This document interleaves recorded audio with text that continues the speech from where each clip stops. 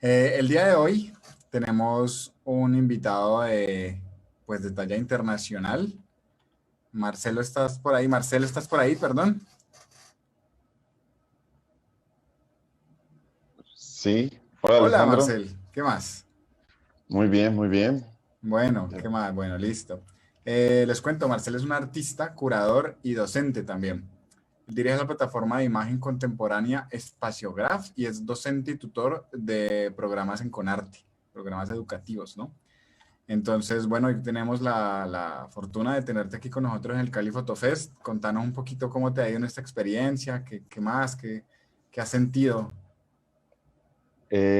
Pues muy bien. Estuve viendo las primeras charlas, la de Vilena, se me fue el nombre, pero la de la clorofila. Natalia Natalia, Ortiz perdón, sí. Mantilla. A mí también se me fue el nombre una vez que la presenté.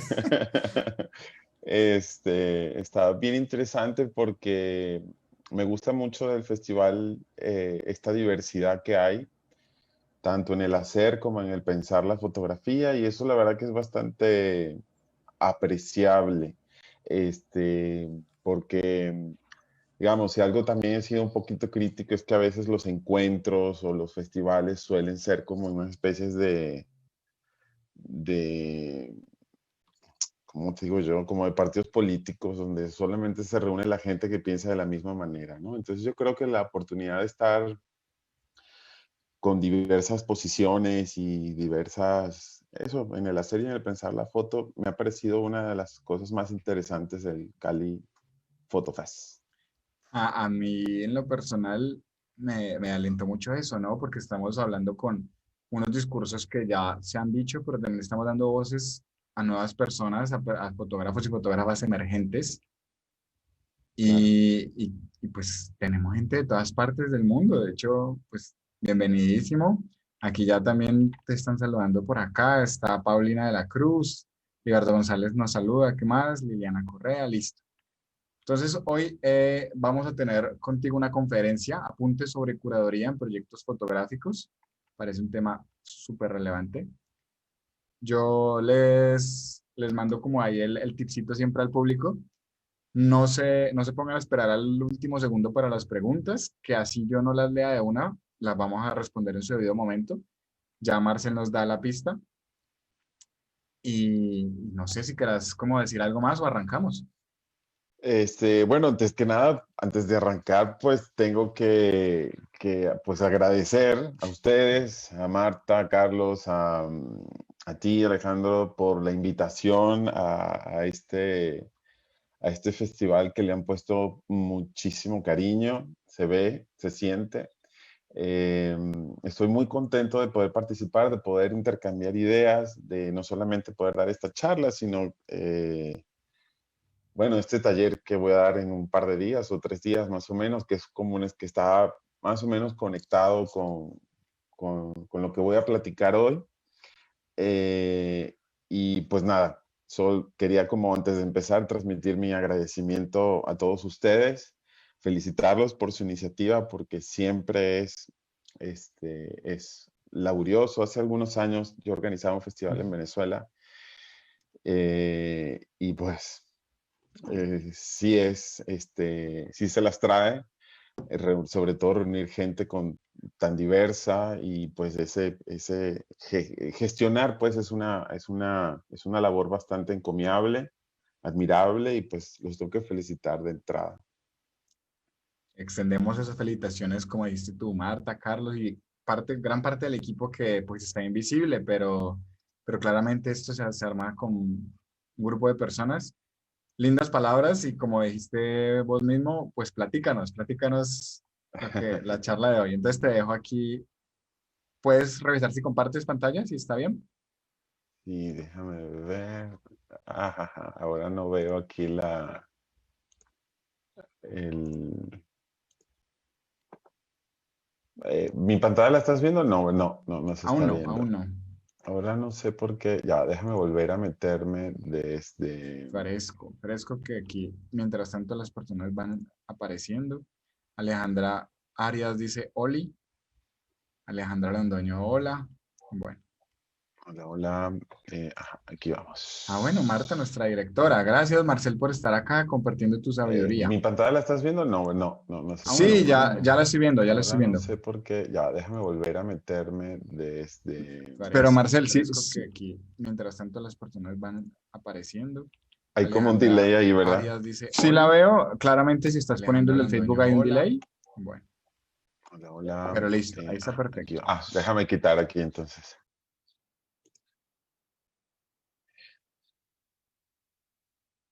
Ahí va. Ahora no te escucho.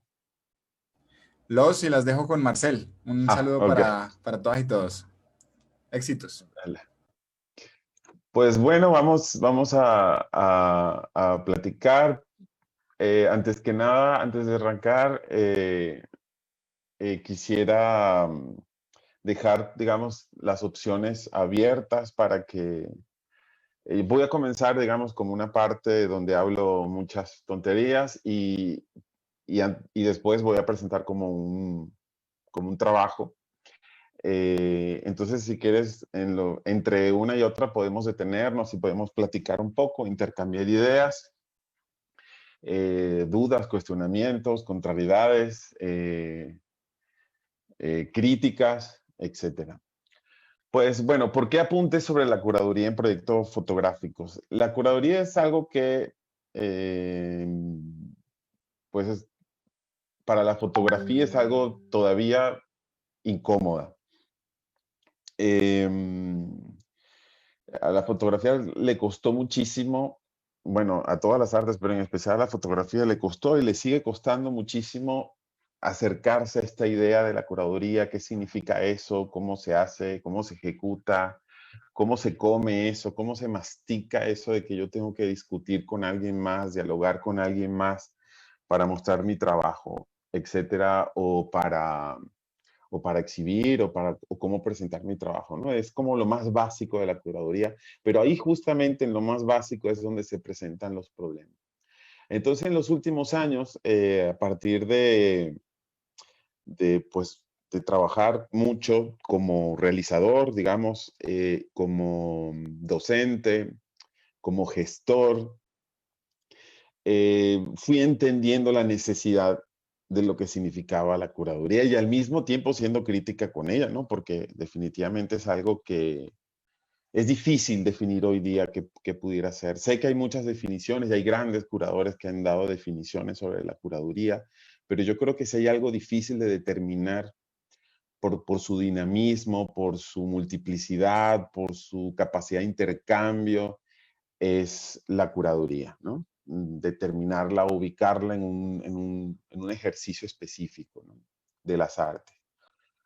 Entonces, justamente ese dinamismo me ha, pues me motivó justamente ahorita que recordaba cuando organizaba el Festival Mérida Foto en Venezuela, cómo insistí muchísimo eh, en la curaduría, tanto a los autores que se presentaban como para el premio que se hacía ahí, ¿no? Y no dejaba siempre de causar como ruido, de generar incomodidades a los autores, a las instituciones. eh, Era algo como que, bueno, costaba, en fin. Bueno, total que a partir de ahí y en los últimos años, pues he tenido la oportunidad como de ejercitar la curaduría desde la plataforma, desde Espacio Lab, pero también desde el trabajo con artistas, con autores, con realizadores de manera independiente o desde la academia, o en los últimos tiempos ya con invitaciones institucionales, de instituciones que me han invitado a hacer curadurías, en especial de proyectos fotográficos, ¿no? En realidad, curaduría en general no me gusta cerrarlo en, en el tema fotográfico, pero para esta charla de hoy sí quiero especificar el tema de la curaduría en proyectos fotográficos, porque justamente ahí hay algo todavía que hace mucho ruido, hay algo que incomoda, etc. Y una de las cosas que incomoda es la certeza, la idea de certeza y al mismo tiempo la incertidumbre, ¿no? Pareciera que desde la fotografía partimos siempre como, de hecho, es como una característica de su materialidad, la idea de certeza, ¿no? De cómo van a terminar las cosas, ¿no? Si ya están estos objetos acá, estos papeles acá, pues ya sabemos cómo esto va, ¿no? No hay que darle como mucha vuelta, ¿no? Entonces, con el tiempo he pensado que justamente esa certeza desde la fotografía, lo que ha funcionado es como un límite, como un gran límite para el pensamiento y para la acción y para la comunicación. Entonces, a partir de, de la certeza y de esos límites que genera para la fotografía, hoy, digamos, me gustaría resaltar como cuatro fronteras que la misma fotografía se hace a sí misma, o las características de la fotografía ejerce sobre sí misma y los fotógrafos ejercemos sobre nosotros mismos. Digamos que una de las fronteras es la programación de los dispositivos, el tecnológico, el de la producción y el expositivo. Eh,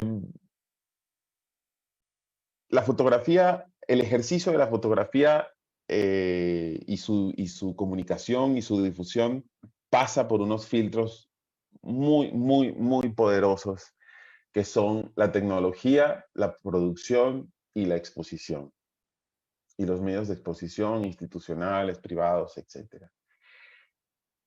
Me parece que a lo largo del ejercicio de la fotografía, esto se ha tomado como muy a la ligera, es decir, se ha sentido como que, bueno, son los recursos de la fotografía, cuando, por el contrario, si analizamos críticamente, tanto la tecnología, la producción, como los aparatos expositivos, terminan siendo instrumentos ideológicos de sometimiento, de manipulación para lo que nosotros hacemos, ¿no?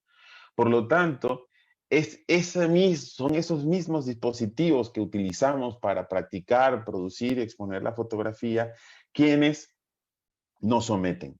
Por lo tanto, necesitamos un proceso de pensamiento, de reflexión, de análisis crítico, de resistencia frente a estos que al mismo tiempo necesitamos, pero que al mismo tiempo buscan someternos, ¿no? Es decir, pensar los dispositivos, que los dispositivos están al servicio de nuestras ideas y no al revés. Otra limitante o otra frontera de la fotografía que a partir del ejercicio curatorial he identificado es el lenguaje. La fotografía como lenguaje. Y como lenguaje, como todo lenguaje, ejerce un control. El lenguaje para ejercer un control y determinar lo que está bien y lo que está mal. La paleta, la armonía, la composición, etcétera, son todas palabras diseñadas para que el espectador se sienta cómodo, las acepte, pero en el fondo son factores para controlar el tipo y el ritmo de la fotografía. ¿Utilizamos el lenguaje para controlar o ese lenguaje nos controla, nos limita? Ambas cosas suceden cuando nosotros entendemos la fotografía como lenguaje o nos aferramos exclusivamente a la fotografía como lenguaje. Es decir, no solamente nos aprisiona, nos limita, nos controla, sino que además nosotros la utilizamos como un instrumento de control de lectura, de control de pensamiento frente al otro. ¿Okay? Frente al otro fotografiado, pero también frente al otro a quien se comunica. Otra frontera que he identificado de la fotografía es el impulso o autolimitación. Reaccionar inmediatamente al impulso mata, limita las cosas y la fotografía es víctima y victimaria del impulso desde su origen.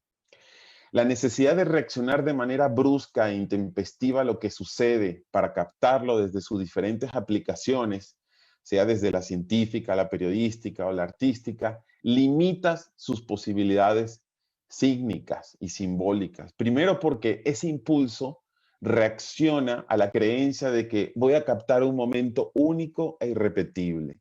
Y segundo, porque se reacciona sin pensar, es decir, de manera autómata, es decir, como accesorio del aparato. Esta es una idea, digamos, que viene no solamente desde la fotografía, sino viene desde la filosofía, ¿no? Esta idea de que el impulso mata, mata la reflexión, mata la posibilidad de expansión del pensamiento, etc. Por lo tanto, para la fotografía es un elemento importante porque siempre se ha ligado a la fotografía a un impulso que hay que seguir y que hay que marcar. Si vas por ahí, ves algo, tienes que seguir ese impulso y tal. Y es un impulso que a la larga nos termina convirtiendo a quienes lo ejercemos en autómatas o accesorio de los dispositivos. Y otra cuarta frontera, no es que no haya más, pero digamos estas cuatro que en especial las he detectado, las he sentido, las hemos discutido en los procesos curatoriales, es el individualismo, la exclusión y los monólogos. El individualismo, parte elemental de nuestra hipermodernidad, se expresa en el fotógrafo cuando cree que todo lo que le toma foto es importante, que todo lo que puede decir es importante y que le puede importar a la gente, que al mundo le importa lo que le pase a él, que al mundo le interesa su neurosis, sus depresiones, y que considera importantísimo expresarlas y contarlas en sus imágenes porque considera que son relevantes y trascendentes para la sociedad y para el mundo. Otra manera de cómo se manifiesta el hiperindividualismo es el desinterés por el otro y por el entorno, por el contexto. O se manifiesta de otra manera por el sometimiento al otro o el sometimiento al contexto, es decir, desde enunciados extractivistas y colonizadores. Esto es un fenómeno que viene de la fotografía desde sus orígenes, ¿ok?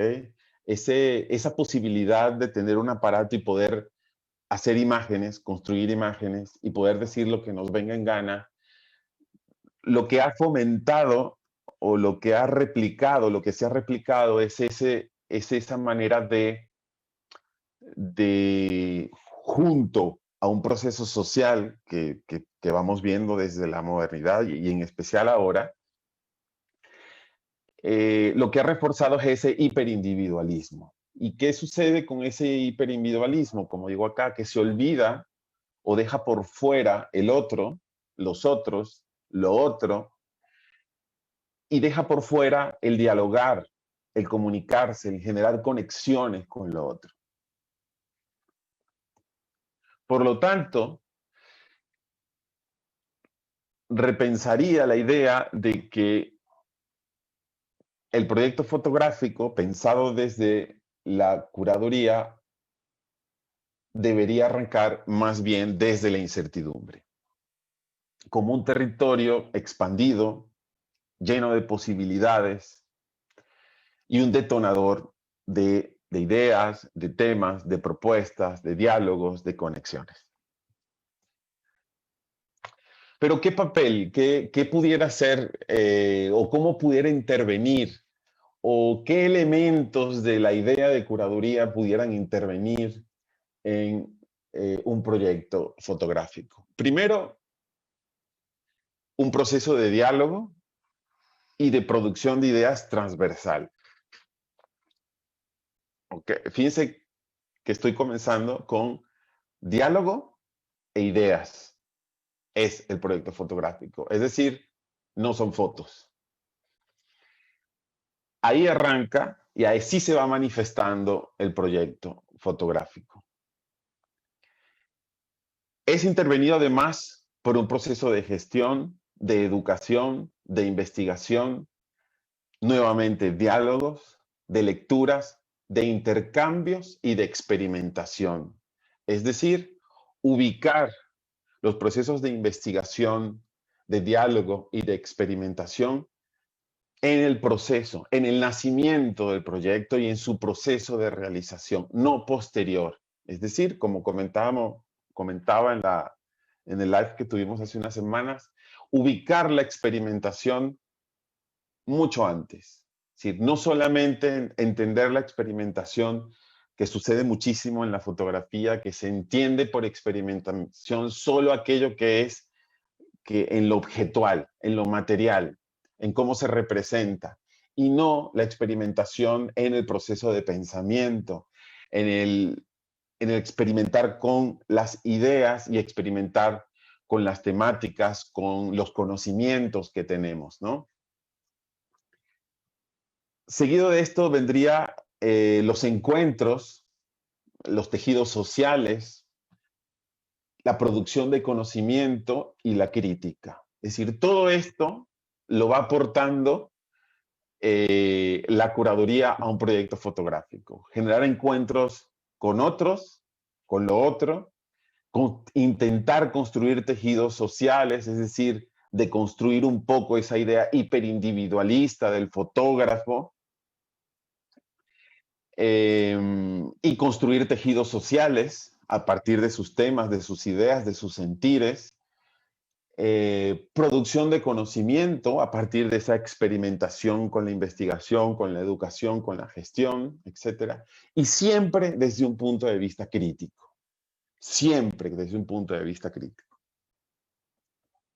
Y por último, también eh, eh, la expansión en los espacios, es decir, desde el institucional experimental, el académico, el autodidacta, el físico y el virtual. Es decir, en todas esas confrontaciones de los espacios también suceden, se respira y se puede en esa respiración generar, trabajar, ¿ok? Es decir, romper de alguna manera las dicotomías o por el contrario, jugar, o por el contrario no, o al mismo tiempo jugar entre esos espacios que se pueden crear, entre esos juegos que se pueden crear eh, entre estos espacios.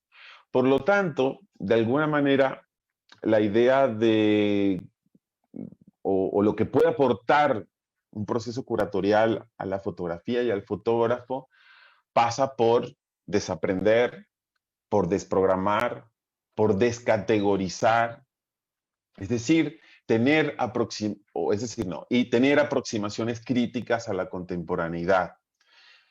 Y en la realización del proyecto fotográfico, comenzar a trabajar otros elementos u otras herramientas, otras rutas que no son solamente hacer fotos, sino que es investigar, contextualizar, sensibilizarse, expandir, hibridizar, dialogar, criticar lo otro, observar, construir discursos propios, ideologías, valorar los procesos, la indisciplina, el compromiso, pero en especial transformar la información en material sensible. Y entender que todo este proceso, de alguna manera, es la ejecución y la producción de un proyecto fotográfico. Todo esto en su conjunto. En términos curatoriales, me interesa mucho digamos, soporto mis prácticas curatoriales o mis ejercicios, digamos, y mis investigaciones al respecto en estas ideas que plantea Jessica Berlanga, que es una joven curadora mexicana, que dice, hay 3 temas súper importantes para la práctica curatorial. La primera, no ilustrar a través del montaje de objetos, sino producir ideas. Por otro lado, es fundamental pensar en la curaduría como una serie de estrategias y relaciones para que el arte aparezca en lugares inesperados. Y finalmente, cómo crear nuevos contextos para producir conocimientos a distintos niveles. Esto me parece fundamental porque son, digamos, los 3 ejes o los 3 soportes importantes que pienso debe pensar hoy, mañana ya veremos, el ejercicio curatorial. Y de alguna manera es como un resumen de esto que vengo diciendo desde antes, ¿no? No ilustrar a través del montaje de objetos, sino de producir ideas, viene un poco en esta idea inicial que decía de no pensar nuestros proyectos anclados, aterrizados en la fotografía y sus características endógenas de una vez, porque lo que estamos pensando son en objetos y no en ideas. Por otro lado, este tema de las estrategias, generar, pensar una serie de estrategias y relaciones para que el arte aparezca en lugares inesperados. Esos lugares inesperados pueden ser en la investigación, esos lugares inesperados pueden ser en los diálogos, en los ejercicios críticos, en los tejidos sociales, no necesariamente en la producción de un objeto artístico. Y finalmente, cómo crear nuevos contextos para producir conocimientos a distintos niveles. Es decir, ampliarse, salirse de estos espacios que mencionaba anteriormente o en esos intersticios que se pudieran crear entre lo institucional y experimental, entre lo académico y lo autodidacta y entre lo físico y lo virtual. De ahí que el ejercicio curatorial me parece, y de ahí la idea de poder hacer una especie de curso, de taller al respecto, que es lo que vamos a hacer acá en unos días, era ver cómo este pensamiento, cómo este ejercicio curatorial que se piensa que es como algo posterior a la producción o al proyecto fotográfico, cómo esto nosotros lo podemos traer a nuestra práctica artística y a nuestros procesos de creación.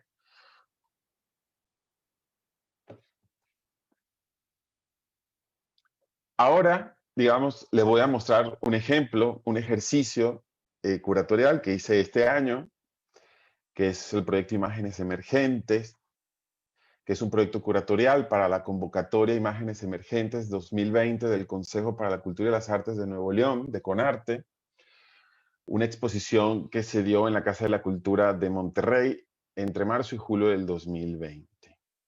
Voy a comenzar un poco a platicar sobre cómo fue el proceso de esta exposición. Pero antes de continuar, quisiera dar una pausa y no sé si tienen algún comentario, alguna pregunta, alguna duda, alguna crítica sobre lo que he platicado hasta ahora.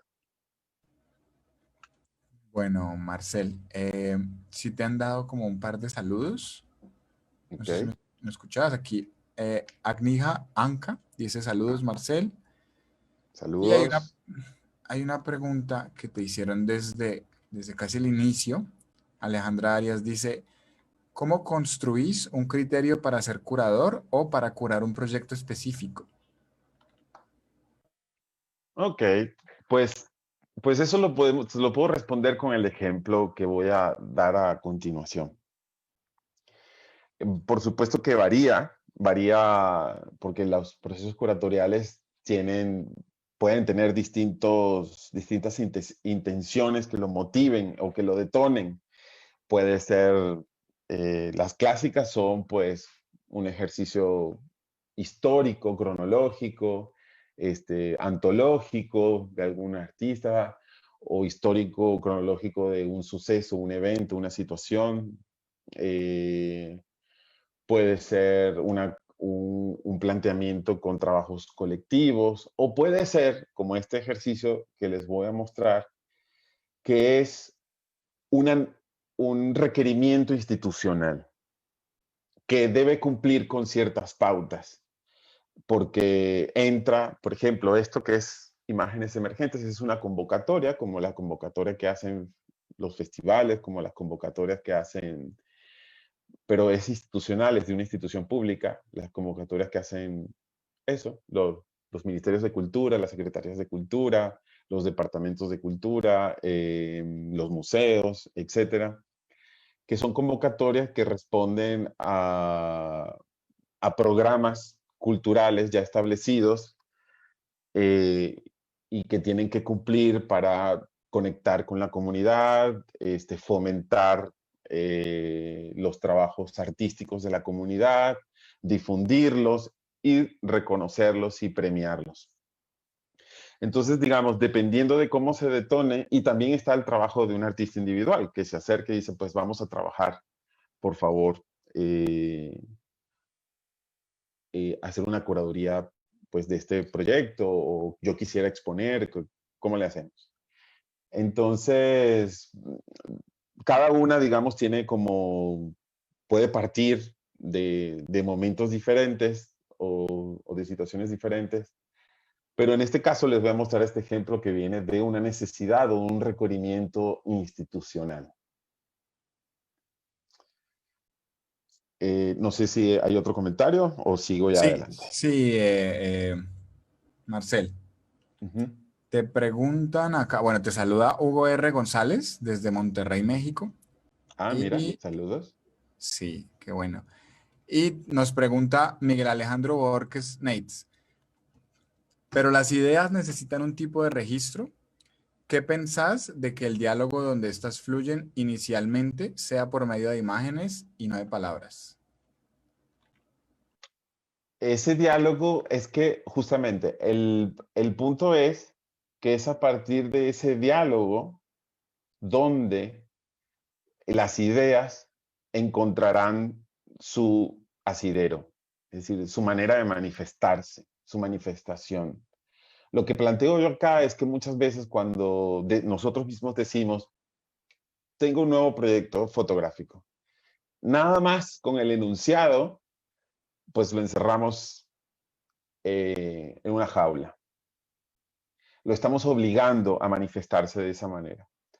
Por eso creo que el ejercicio de diálogo es a través de ese ejercicio de diálogo con el otro, con otras disciplinas, con el contexto, dependiendo del tema que estés abordando, etcétera. Eh, y no hablo solamente de otras disciplinas artísticas, sino con otras disciplinas, psicología, biología, derecho, política, etcétera, que nos irá mostrando la ruta o cómo esto se puede manifestar. ¿Okay? Eh, si es a través de imágenes y estas cómo serán, ilustradas, fotografiadas, apropiadas, etcétera, o si eh,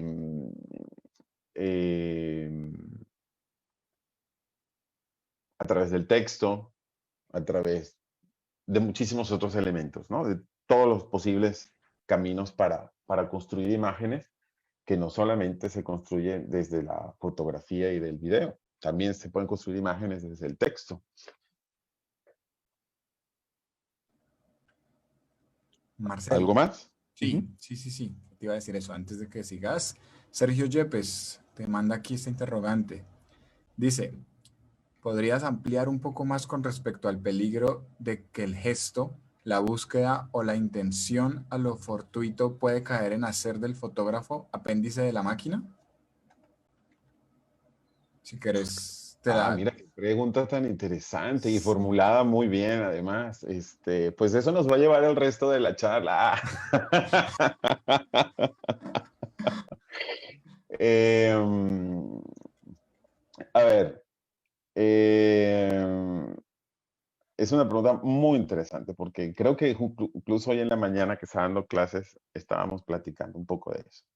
Sí, lo que pasa es que el hecho fortuito, la ocurrencia, si algo, es que tenemos que establecer dos cosas. La primera es cómo arranca un proyecto fotográfico, ¿no? Un proyecto fotográfico arranca en la idea, arranca en el tema, arranca en la producción o arranca en el conocimiento de nosotros mismos, en tener un estado de conciencia de lo que somos, de lo que queremos decir, ¿no? O de cómo funcionan las cosas o cómo hemos sido permeados, influenciados por ciertas cosas, ¿no?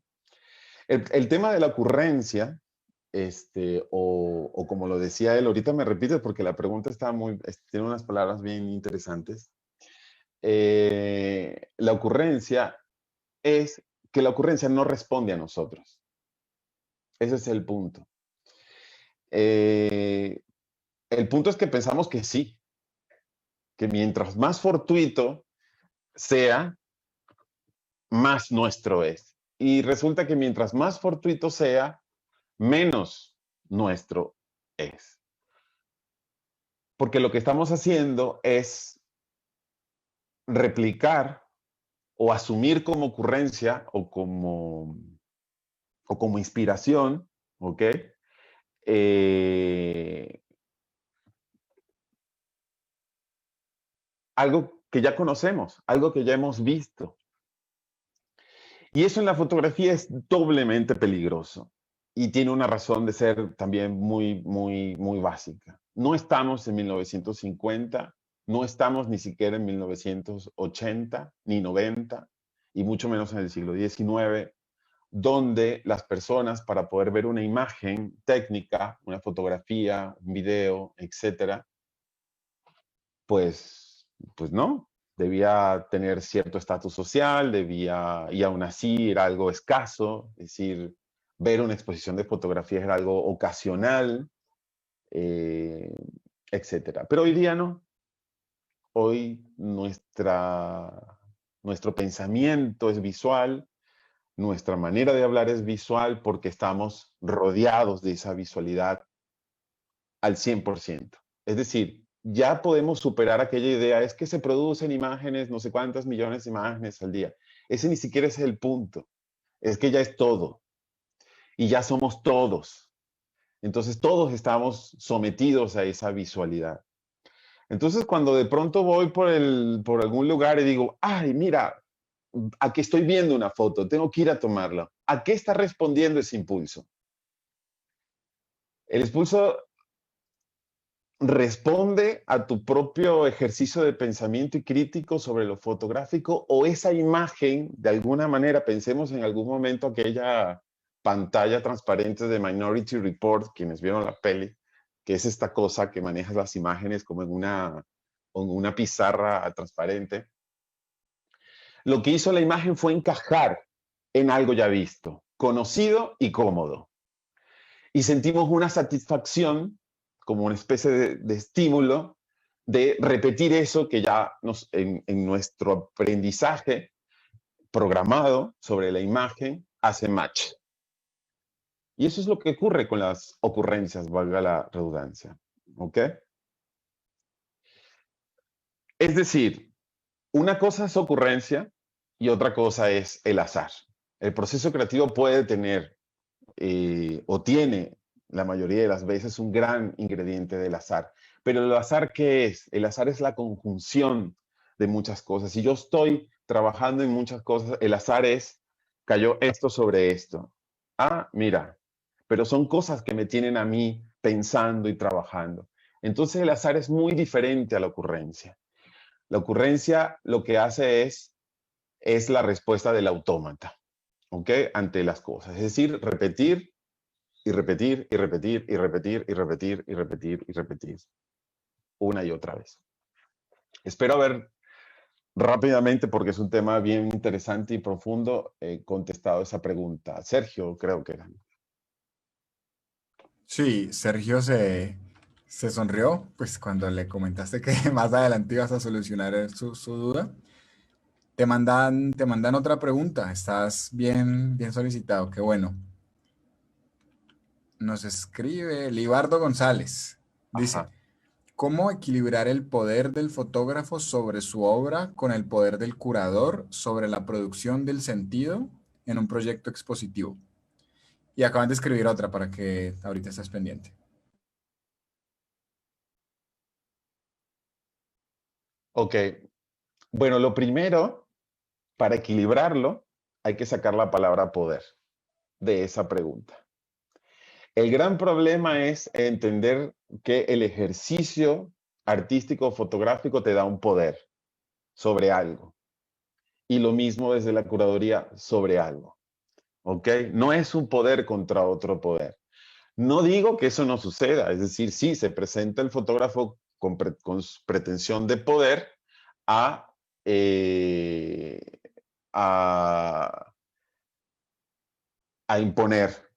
Y también sucede desde el curador, desde su posición de poder, eso también sucede, no estoy diciendo que no. Pero lo que yo estoy platicando acá es que justamente hay que eliminar eso. ¿Cómo se equilibra? Eliminando la palabra poder de ambas partes de la ecuación. ¿Por qué? Porque lo que vamos a ver, lo que va a suceder entre el autor y el curador es una expansión del proyecto, una expansión, y para esa expansión necesitan ambos tener apertura, tener diálogo, ¿ok?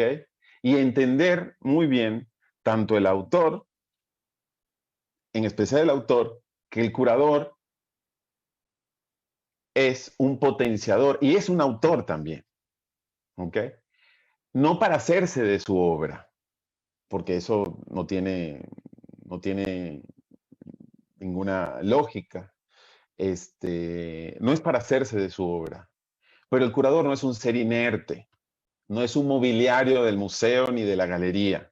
El curador es una persona con ideologías, con posturas, con sus ideas sobre el medio, con sus ideas sobre el tema que tú estés tratando. Por lo tanto, que esa relación va a ser también de crítica, de autocrítica, de diálogo, de expansión. Hacia ahí es hacia donde debemos ir y pensar que en nuestra conjunción con un curador es horizontal, no es vertical, de ninguno de los dos lados.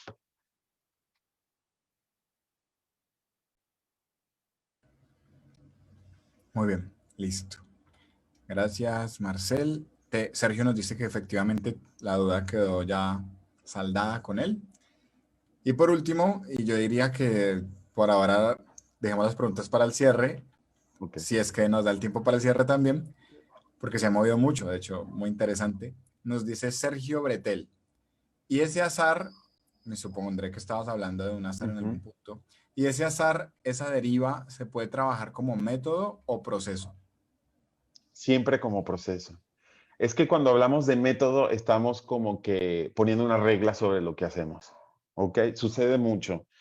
Hablo con muchos artistas. ¿Cuál es tu...? Yo siempre trabajo desde la deriva. Y me parece que el siempre es mucho, me parece que la palabra metodología es mucha para un proceso de creación. Es decir, me gustaría o me acerco más a la idea de rutas, porque cada proyecto puede tener rutas diferentes. Proyectos que te pueden exigir una deriva para descubrir, para acercarte a cosas de manera consciente. Otros te pueden exigir acercamientos más planificados, contactos, generar actividades para que de ahí salgan cosas, etcétera. Es decir, y una multiplicidad de rutas. Eso. Creo que debemos pensar más bien en rutas y que cada proyecto, es decir, rutas se acerca más a la idea de proceso y que cada proyecto puede tener procesos diferentes. No tenemos por qué casarnos con una manera de hacer. Eso nos viene en nuestra educación, nos vienen nuestros referentes. Es que tal X persona, artista reconocido, tiene 50 años haciendo lo mismo. Pues chévere, bárbaro. Pero son 50 años que no nos pertenecen a nosotros, ni es nuestro tiempo tampoco. Entonces, creo que el proceso de creación debe contar con la mayor condición de libertad posible. Bueno, Marcel, entonces, no sé si hay tiempo para la última pregunta que te escribió Elisa. ¿Ok? Bueno, Elisa D-W dice, he escuchado que es un buen tip ver muchas fotografías de los autores que te gustan. Desde lo que expresas, Marcel, hacer ese ejercicio nos crea un vicio de imitación que no permite el desarrollo del pensamiento crítico propio. Pues, como Elisa, has hecho una lectura precisa no lo he dicho directamente, pero está implícito en lo que lo he dicho. ¿Ok? Me parece que el ejercicio de la docencia a partir de referentes es parte de la homogenización que vemos en la fotografía. O sea, es culpable de la homogenización que vemos en la fotografía. Creo que los referentes no se deben imponer. Los referentes deben ser investigados y buscados por cada autor dependiendo de sus necesidades y entendiéndolos así. Y siempre, sobre todo en la fotografía, pasa algo muy curioso, que entendemos como referente a me gusta cómo lo resolvió. Es decir, tendemos como referente los resultados, las fotos, y déjame traerlas, mira cómo quedó esto, mira cómo quedó esto. Y rara vez profundizamos en cómo llegaron a eso. Y yo creo que los referentes hay que profundizarlos también. Cuando ya el autor decide acercarse a algún referente, ir a su proceso, no a su resultado, sino a su proceso de creación.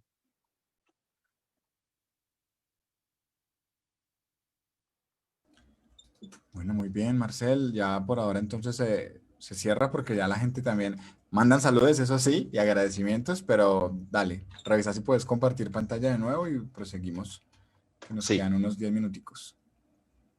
ok. Bien, Bueno. entonces imágenes emergentes, 10 minuticos nos quedan. Chin. No, Bueno, pues si necesitas más, yo aquí hablo con control ok. y vemos si nos dan más tiempo. Ok, bien, fíjate. Entonces, cuando se genera esta exposición, suceden varias cosas, lo que yo le he llamado evidencia. Primero, que es un proyecto institucional. Segundo, que es un espacio expositivo donde se va a realizar esta exposición de imágenes emergentes, que es una convocatoria abierta de tema libre, se convierte, digamos, tiene estos propósitos institucionales, ¿no? Y además se va a exhibir en otro espacio institucional, que es la Casa de la Cultura. Otra evidencia es que este tipo de convocatoria ya tiene exposiciones previas de años anteriores, es decir, tiene una cierta metodología de cómo funciona el certamen, qué es lo que se selecciona, cómo se expone, cómo funciona la convocatoria, etc. La convocatoria reúne prácticas fotográficas muy diversas en términos formales, es decir, todo tipo de fotografía. Y, por otro lado, otorga reconocimientos y premios a los autores.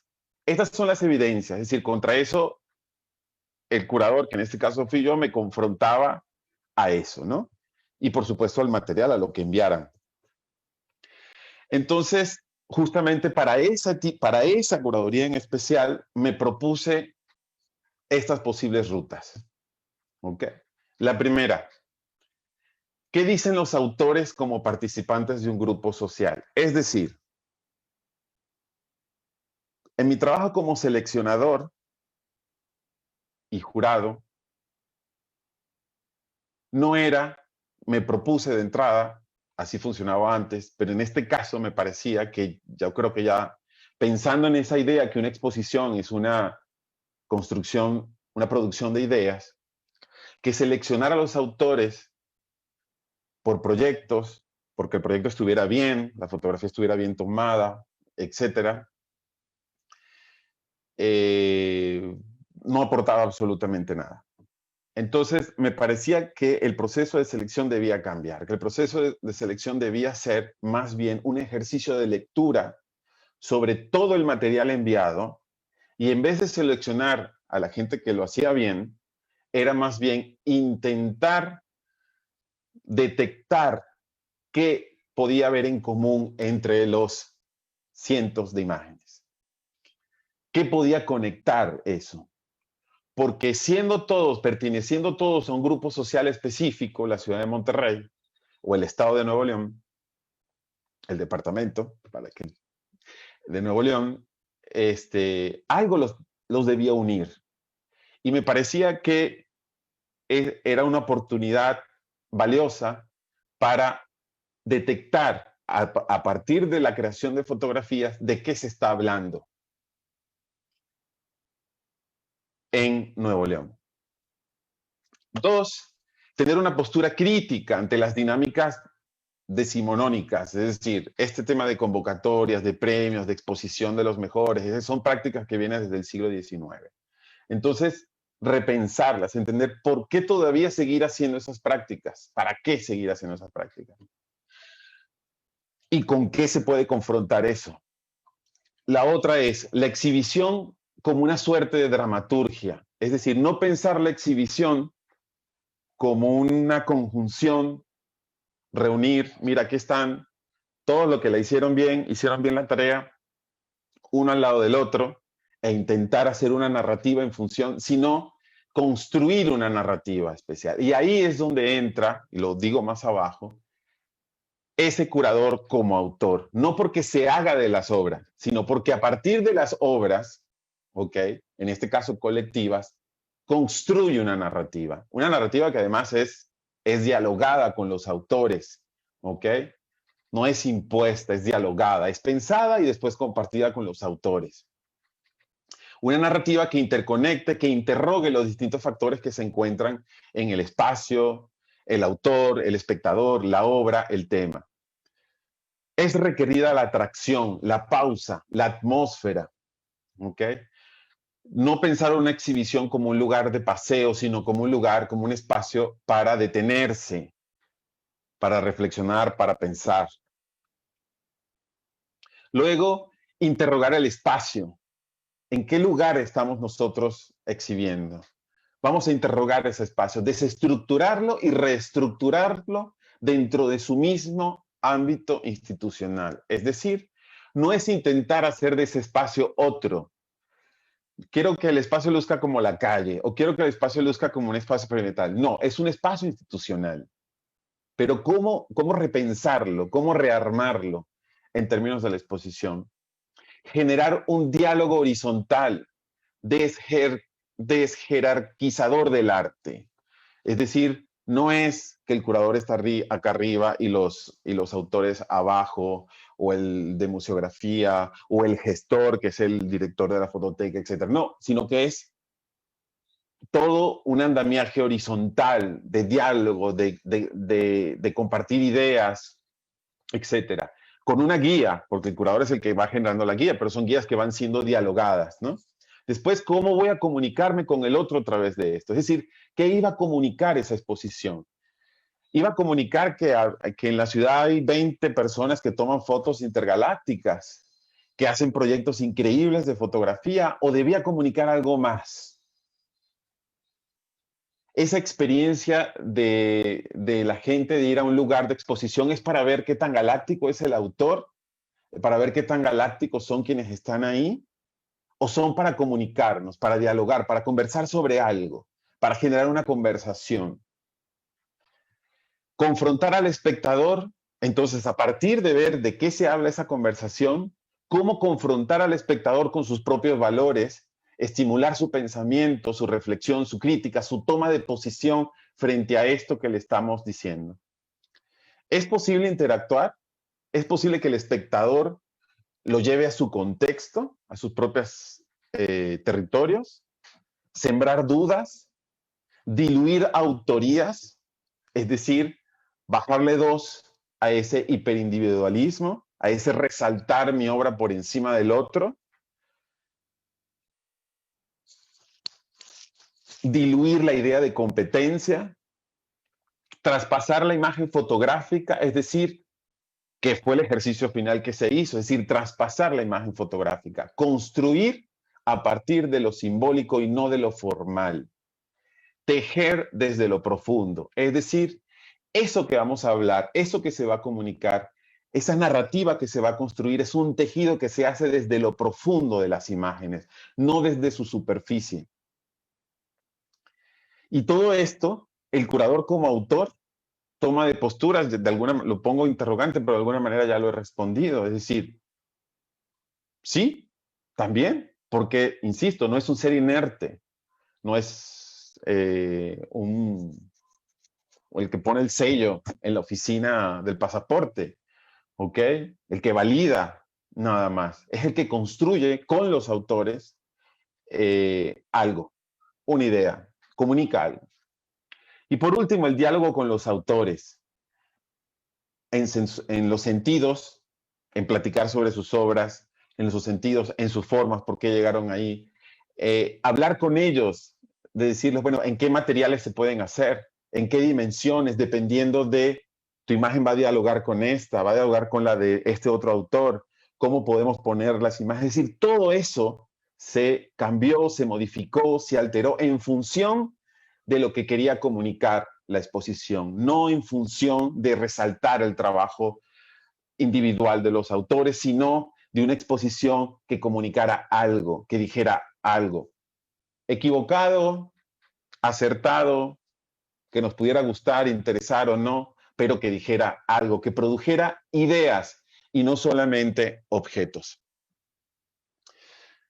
Entonces, ya de entrada, a la exposición, que tiene un título fijo, Imágenes Emergentes, yo le añadí otro, lo que nos pertenece. Es decir, a partir de este análisis, de este ejercicio curatorial de confrontación con los autores, con sus ideas, con sus prácticas y con la práctica institucional de cómo se lleva a cabo un premio, una convocatoria, qué se hace ahí.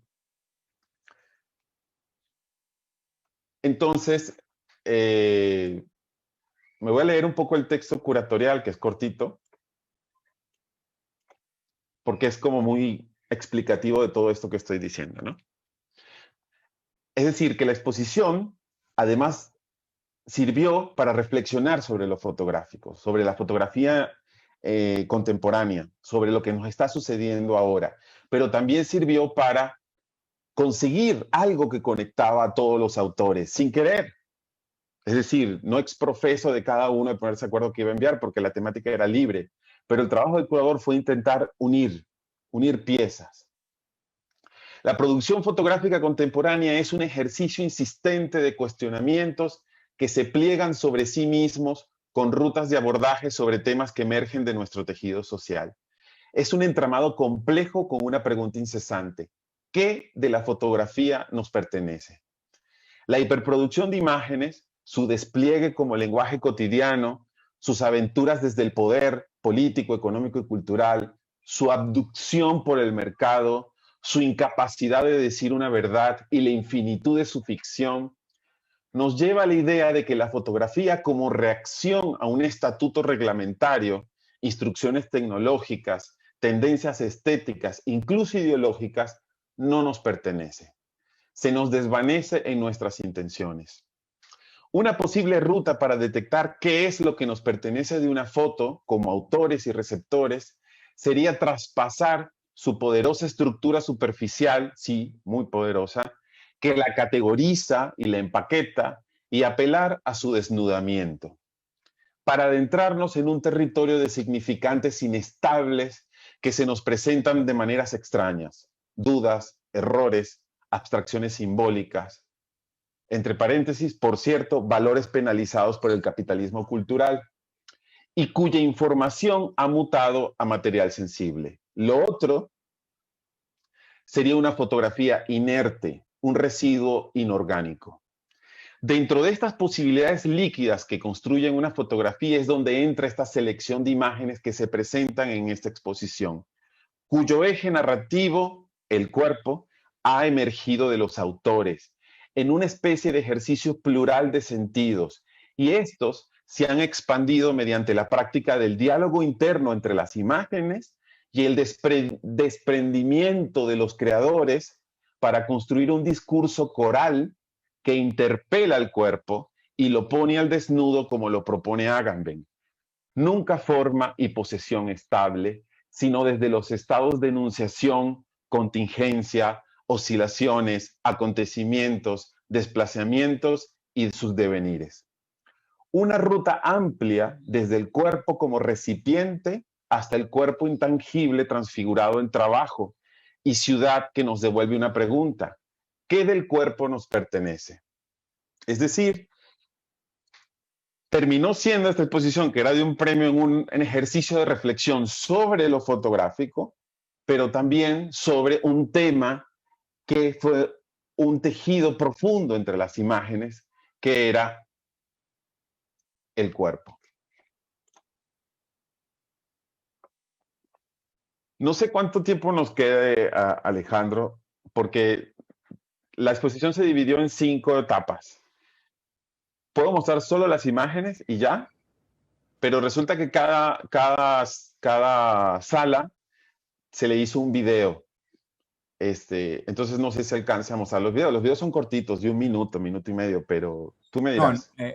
Marcel, tranquilo, nos dieron como el tiempo allá visto bueno. De Ok, hecho, aprovecho también para las personas que de pronto están como con la dicotomía de seguir aquí porque tenemos un taller más tarde. El taller se aplaza, ahora yo informo, digamos, de una manera oficial, pero entonces tranquilicémonos y escuchemos esta conferencia que está bien interesante. Ok. Entonces, bueno, al final la exposición se dividió en capítulos, como para reunir, tejer estos trabajos, ¿no? Pero todos en torno al cuerpo. Un tema que no estaba en la mayoría de los casos, ni siquiera en sus statements, ni siquiera en sus títulos, pero que estaba ahí. Es decir, lo que había que hacer era sentarse, leer las imágenes, comenzar a tejer sobre ellas.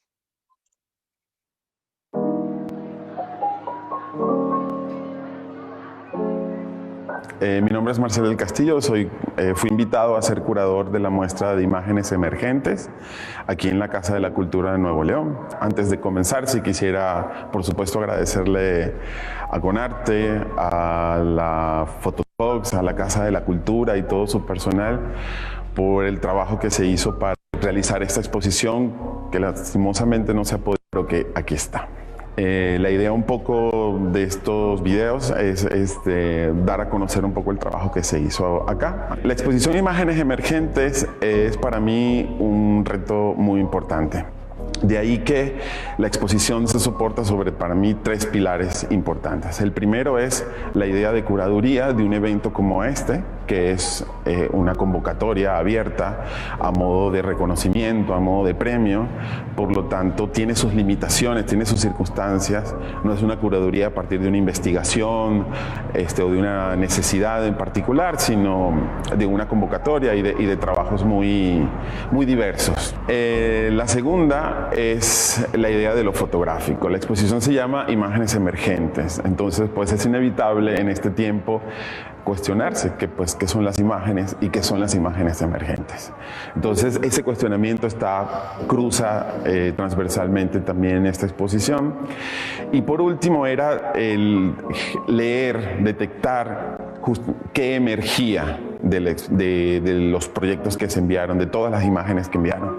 De alguna manera la exposición es el resultado de ese ejercicio de diálogo sobre el cuerpo, que para mí fue muy revelador, porque el tema del cuerpo en una ciudad como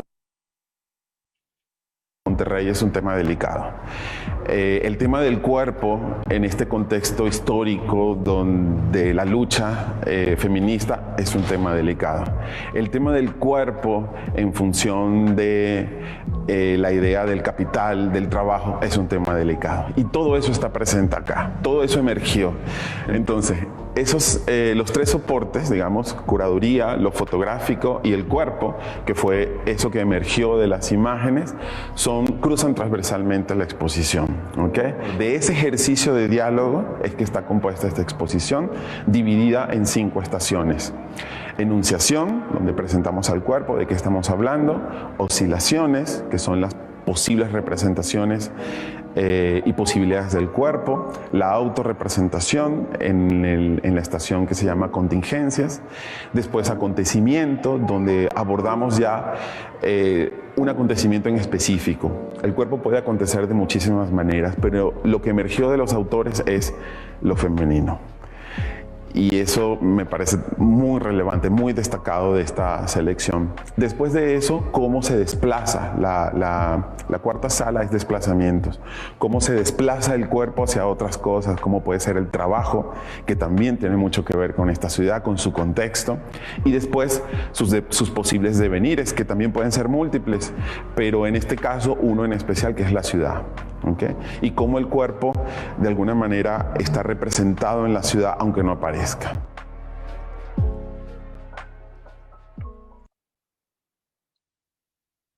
Pues estas son las imágenes de la primera sala, que se llamaba Enunciación, que era donde aparece pues el cuerpo, digamos, quizás de la manera más evidente, es una enunciación. Es bien interesante platicar o recordar acá lo que decía al principio, que la materialización final de las imágenes fue dialogada siempre. Es decir, así como se presenta acá, en la mayoría de los casos no estaba en la idea de los autores. Es decir, surgió a partir del diálogo con el espacio, con la curaduría, de cómo podían cambiar los materiales de las obras, su disposición, etc.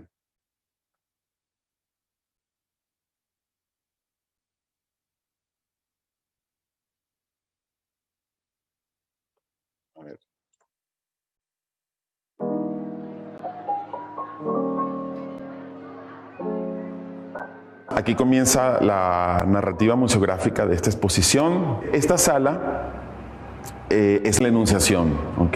La construcción narrativa de toda la exposición parte de la enunciación. ¿De qué estamos hablando acá? Entonces, bueno, la sala está compuesta por la obra de 5 autores que enuncian el cuerpo, y lo enuncian desde distintas formas, ¿no? Lo enuncian desde la imagen directa, desde la imagen abstracta y desde la imagen simbólica. Pero nos ubica justamente en lo que queremos hablar, ¿no? De dónde va a partir esta exposición.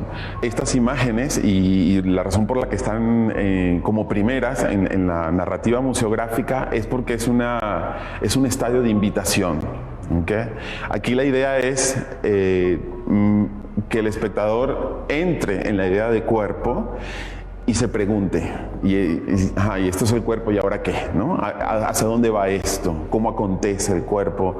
¿Cómo se desplaza? ¿Cómo se generan sus contingentes, sus acontecimientos, sus oscilaciones y su devenir, por supuesto? Entonces, por eso le he llamado enunciación, porque es el comienzo de algo, es decir, genera una expectativa sobre qué es lo que va a venir más adelante en la exposición. Después pasamos a 2 salas, que las voy a pasar rápido porque ya el video dice lo que yo digo. Oscilaciones, que es esto. Como van a ver, a la larga, cada sala terminó siendo una especie de instalación, ¿ok? Donde las fotografías, cada una de ellas es de distintos autores, y lo que se hizo con ellos fue construir instalaciones, digamos, polípticos, porque en su conjunto eran muchísimo más enriquecedores que de manera solitaria. De hecho, hay imágenes que las podemos ver solas y posiblemente no nos digan mucho, pero cuando comienzan a dialogar, cuando se construye la narrativa con ellas, tomaban una potencia increíble. Y eso fue parte del ejercicio de selección y de curaduría.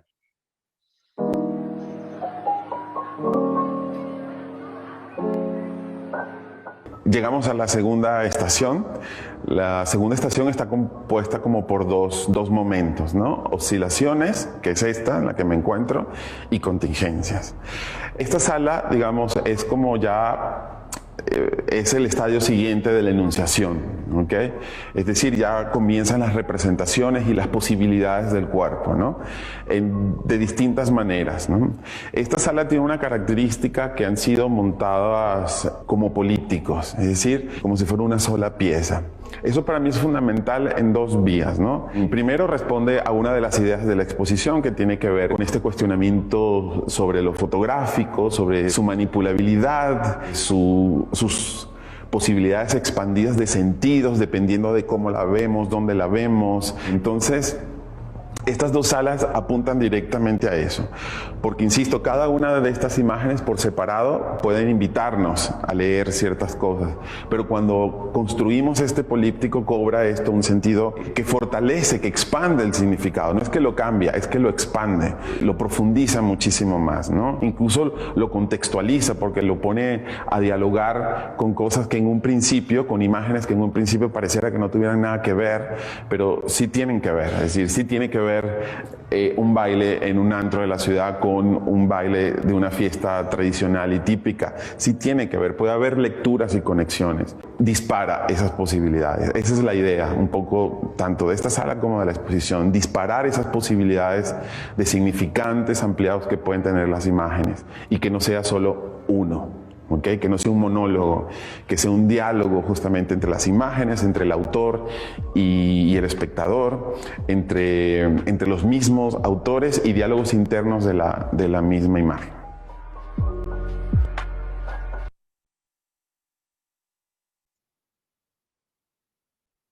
Esto también, cada una es de diferentes autores, bueno, menos la que se parecen.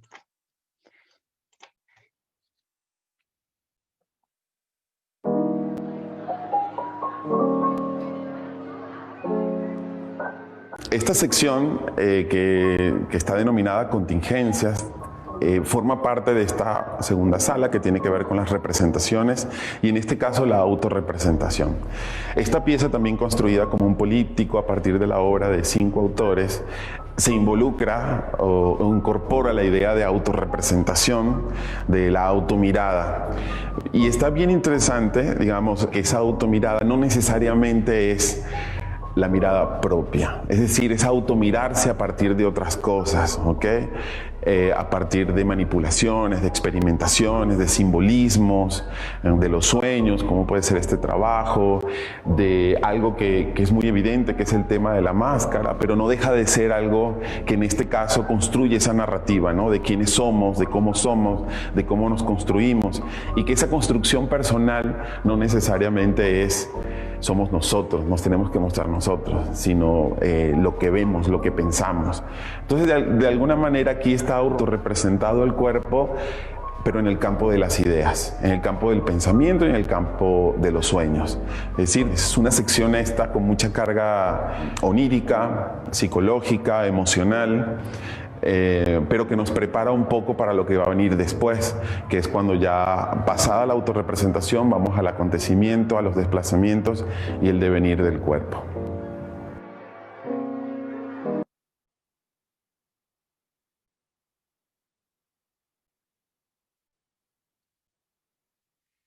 Luego pasamos a la sala, la tercera sala, que era acontecimiento. Fíjense cómo cada una también iba cambiando en términos, parecen salas de distintos espacios, porque cada una tenía pues otros colores, otra manera de intervenir el espacio, diferente, y otros materiales.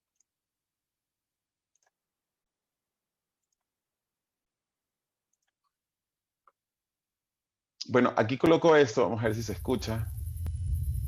Imágenes o alguna imagen en donde más de una vez he escuchado más fuerte un sonido en todo mi cuerpo que en los oídos. Se ven como muchas como bolitas. Y ¿Esto qué era? creo que me pasa. Justamente como parte del proyecto curatorial y de la intención de comunicar algo, si bien no estaba ni en presupuesto, ni considerado, ni nada, y en eso debo agradecer muchísimo a la institución, me parecía que la exposición debía ser acompañada de una atmósfera sonora.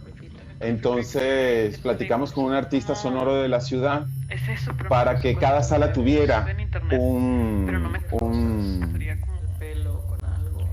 una banda sonora, por decirlo de alguna manera, un acompañamiento sonoro que permitiera la construcción de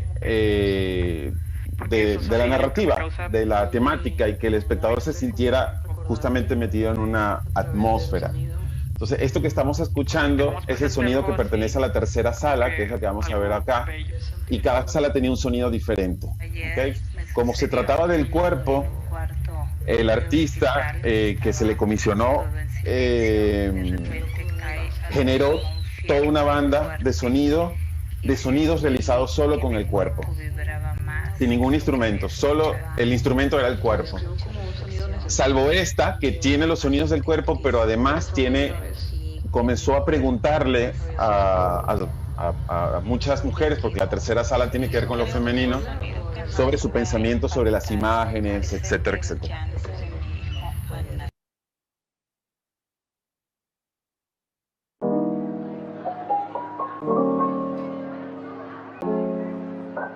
Acá llegamos a la tercera estación, que he titulado Acontecimiento. Es donde comienzan a revelarse cosas, y cosas que tienen que ver con nuestro contexto geográfico, pero también epocal. Esta sala aborda justamente uno de los hechos que ha venido moviendo la sociedad en los últimos meses, que tiene que ver con la idea de lo femenino, con la mujer, con el feminismo, etc. Aquí hay 5 piezas que abordan, algunos de manera muy directa, otros de manera muy simbólica y otros por la tangente, pero cuando se unen, comienzan a dialogar estas imágenes, crean todo un discurso, toda una posición incluso, ¿no? La sala pasa como por distintas temperaturas. La primera es el miedo, miedo, desde lo íntimo hasta lo aguerrido en la calle, a la pelea, hasta lo violento, que puede ser las acciones violentas contra la mujer o el suicidio, también provocado justamente por el miedo, etc. Pero se pueden generar estas lecturas sobre la idea de mujer en este tiempo y en este lugar, ¿no? Y también representaciones muy simbólicas, como este trabajo de Alejandra López, que es como el punto de partida de esta sala. Esto nos va a dar pie después a otros capítulos que son los que siguen, digamos, de esta exposición. Para mí es importante resaltar cómo acá sucede esto que hablo al comienzo, ¿no? Que es ese desnudamiento de las imágenes, que no es mostrar el desnudo, es ir más allá, ¿no? ¿Qué es lo que nosotros podemos leer y emitir de manera colectiva? Quiero insistir mucho en eso, es decir, si estas imágenes están acá, porque son imágenes que emergieron justamente de los que enviaron los autores, y que esta unión de ellas, ese diálogo que se genera entre ellas, pues revela de alguna manera nuestro contexto inmediato.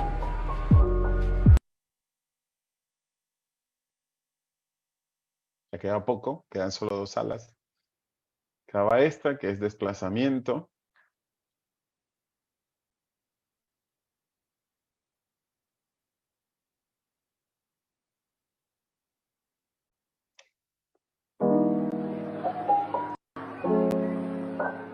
Llegamos aquí a la sala 4, que es la cuarta estación. Para mí esta sala es justamente una transición, porque es donde ya el cuerpo comienza a desvanecer, a desaparecerse y a transformarse en trabajo. En la siguiente se va a transformar en ciudad.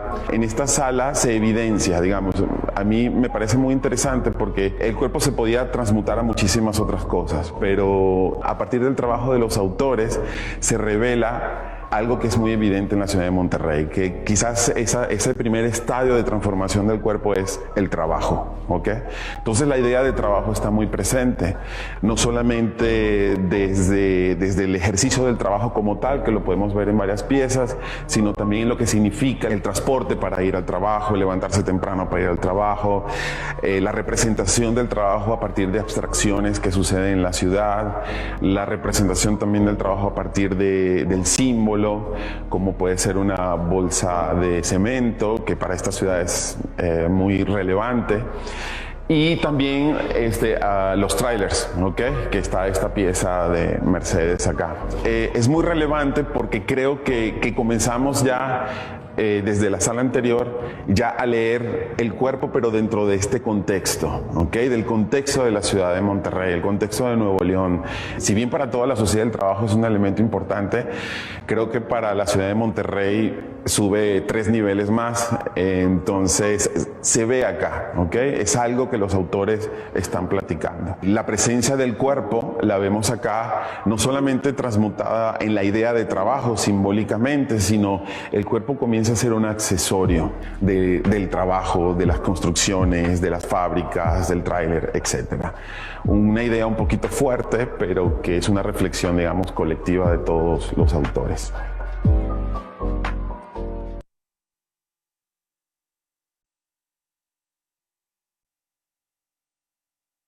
La última sala, Devenir.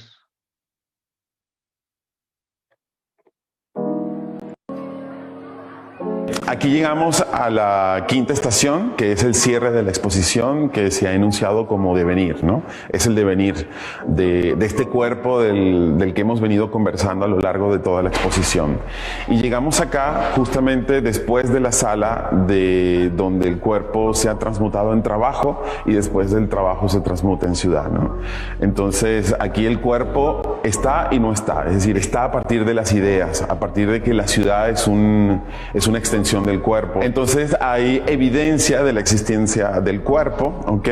Y del pensamiento humano, ¿no? De la acción y el pensamiento humano.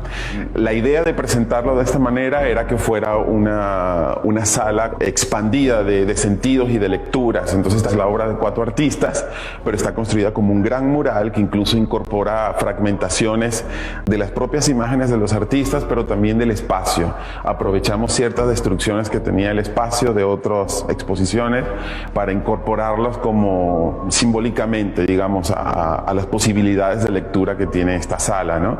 Que además es la sala final. que incorpora esta fragmentación también. Creo que como punto final es valioso acotar que tiene una serie de imágenes que corresponden a las capillas del cementerio de la ciudad. Entonces creo que como cierre narrativo está perfecto.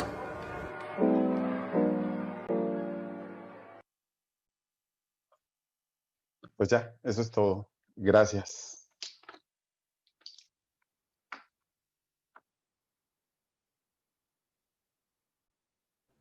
Listo, Marcel. Bueno. Te agradezco mucho. No sé si, pues hay un montón de comentarios. Has motivado bastantes discusiones acá o cositas. ¿Cuántos muertos llevamos? Bueno, por ahora el conteo está abajo, entonces hay que darle tiempo. Voy a leer rápidamente, no sé si sea prudente o si te parezca. Sí, no hay problema. Bueno. Joel, saludos desde Tijuana, México. Buena charla. Salud. Verónica, saludos Marcel, tan. Y aquí, JNTHMRLN Gutiérrez, me lo voy a aprender, JN, porque todos los días tengo que leer así. Okay. Dice, personalmente creo que más que imitación es una reinterpretación, porque finalmente cada uno tenemos nuestra propia visión, aunque partamos de una idea previa. Lo que pasa es que, bueno, seguramente los comentarios también nos llegan están a destiempo, sí. A temas como más concretos de los que has hablado. Aquí Frederick Castro te dice, hola, yo trabajo mucho con un concepto que se llama Olipo, del francés, y me disculpas, yo lo voy a escuchar. Ouvert littéraire potentiel. Ouvert littéraire potentiel. Ajá. Me disculpo con el público por mi francés de 2 días. Que es ponerse unos límites en el proceso creativo. Lo repito porque de pronto, sin la palabra en francés. Hola, yo trabajo mucho con un concepto que se llama Olipo, del francés, que es ponerse unos límites en el proceso creativo. Se nos estaba contando. Ok, está bien, bárbaro. Liliana te dice, excelente espacio de aportes, muchas gracias, muy interesante. Concuerdo, muy bien. Bueno, voy a pasar un poquito de pronto, qué pena con las personas, a las preguntas. Cindy, por ejemplo, dice, muy interesante ese proceso, pero justamente ahora hablabas que era muy difícil de construir la relación curador-fotógrafo-fotógrafa. Como generando ahí esta discusión. Muy difícil, o sea, es decir, hacia ahí, fíjate que en este caso, mira cómo sucedió, y sucedió de una manera increíble y brillante, pero es que lo seguimos viendo, es decir, en muchos momentos, en muchas ocasiones, todavía hay ciertos fotógrafos que le dicen, no, pero mira, va a haber un curador que y te dice, no, yo sé cómo van mis fotos, así van puestas, y se acabó, no necesito a más nadie acá, ¿no? Digamos, yo creo que estamos viviendo una transición en ese aspecto.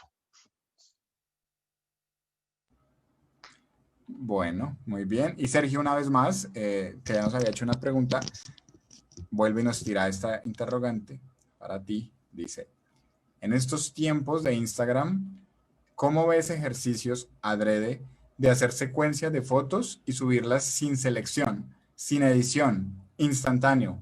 Correr el riesgo de no filtrar y que se vean errores, aciertos y demás. Escribo desde Bogotá, Colombia. Muy buena pregunta. Es que mira, es que no puedo juzgar o no puedo decir si está bien o está mal desde el final. Es decir, mira, lo presentó así, bueno, hay gente que lo hace sin tener no exprofeso, digamos. Entonces, ¿qué se busca con eso? ¿Okay? ¿Qué intención quiere? ¿Qué quieren que suceda? Apuntar al error no más desde lo formal, creo que esto sí es muy, digamos, muy, no es que deba ser así, es mi opinión muy precisa sobre ese proyecto, es que creo que eso es lo más sutil que puede tener Instagram. Es decir, yo creo que en todo caso Instagram tiene cosas muchísimo más densas, mucho más peligrosas que jugarle la partida con lo ocurrente, lo espontáneo, lo no filtrado, etcétera. Creo que haría falta leer y profundizar más en la idea de qué hay detrás de Instagram, más allá de ser un espacio para compartir imágenes, ¿no? Bueno, muy bien. Y cerrando, hay saludos. Bueno, creo que ya también tenemos que despedirnos desde Bolivia incluso, pero hay como una última pregunta. Bueno, de hecho dos, si podemos hacerlas así como relámpago. Ok. Dice Cindy Muñoz, ¿cómo se decidió que el cuerpo sería el eje transversal?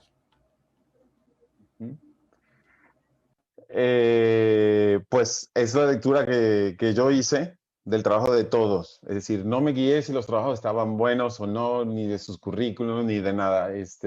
Solamente yo intentaba poner todas las imágenes y ver qué puede conectar esto, ¿ok? Y después de hacer ese ejercicio de conexión, platicarlo con los autores y decirles, mira, hice esta radiografía, detecté esta conexión, esto va de estas maneras, están estos grupos que se pueden relacionar de esta manera, ¿qué piensan? Y ahí comenzó un intercambio que muy fluido en el que pues sí estuvieron de acuerdo. Qué pena, yo sé que son preguntas que dan para mucha discusión. Igual tendremos espacios con Marcel. De todas maneras, pues en tu taller me imagino que todas esas conversaciones se darán. Se podrán dar, sí. Y Elisa, para cerrar, muchas gracias a todos y a todas. Elisa dice, los videos en su portada principal muestra una de las obras. ¿Cómo la seleccionaron? ¿Qué criterios tuvieron en cuenta? ¿O fue al azar? Como te decía, fue a partir de detectar en las imágenes de qué estaba hablando la comunidad que participó. Es decir, detectar qué se estaba diciendo.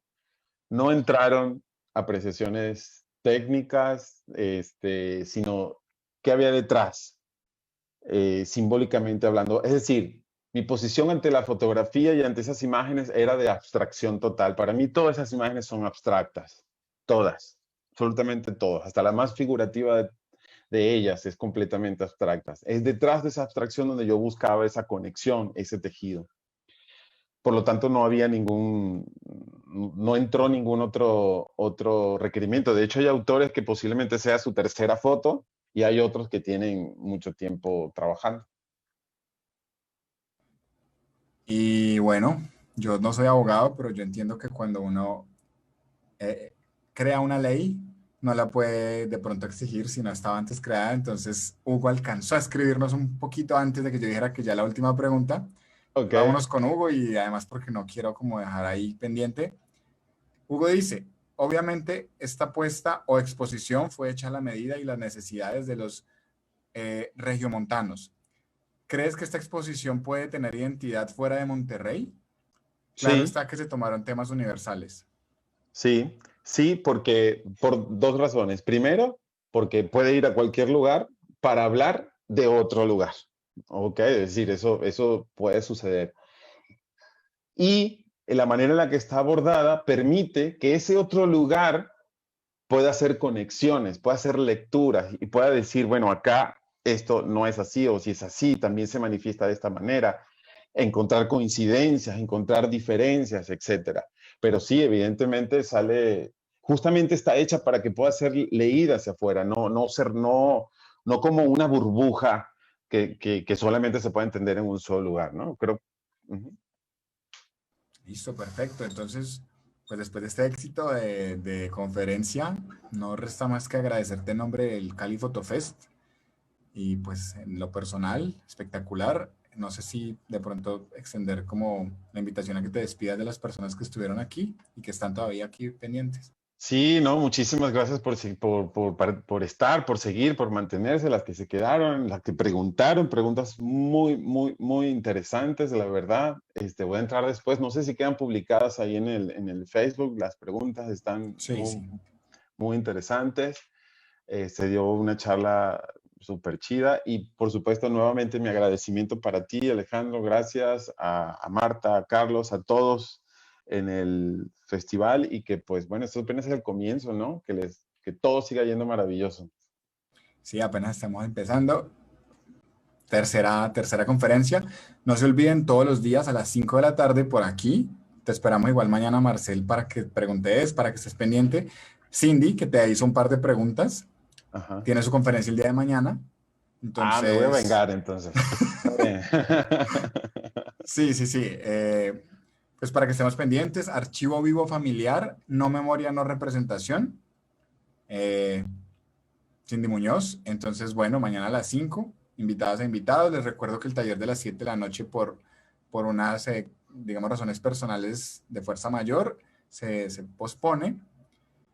Mañana sí tenemos normalidad con el taller. Y bueno, hay más Cali para ver. Me despido entonces. Les recuerdo llenar el formulario que estamos pegando por ahí.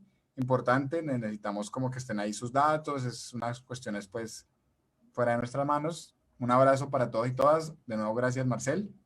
Vale, gracias, Alejandro. Bye. Y hasta luego.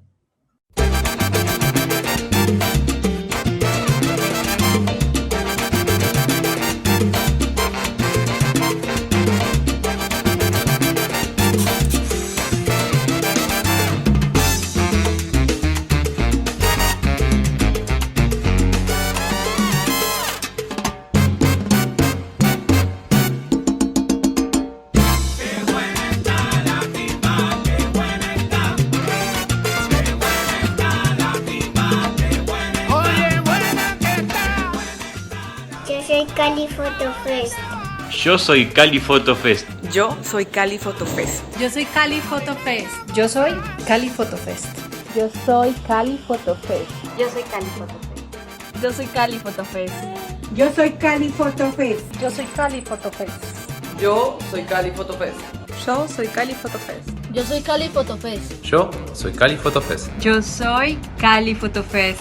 Yo soy Cali Photo Fest. Yo soy Cali Photo Fest. Soy Cali Photo Fest. ¡Ay, qué buena está!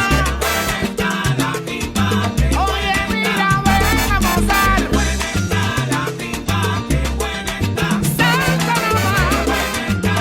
Hay más Cali para ver.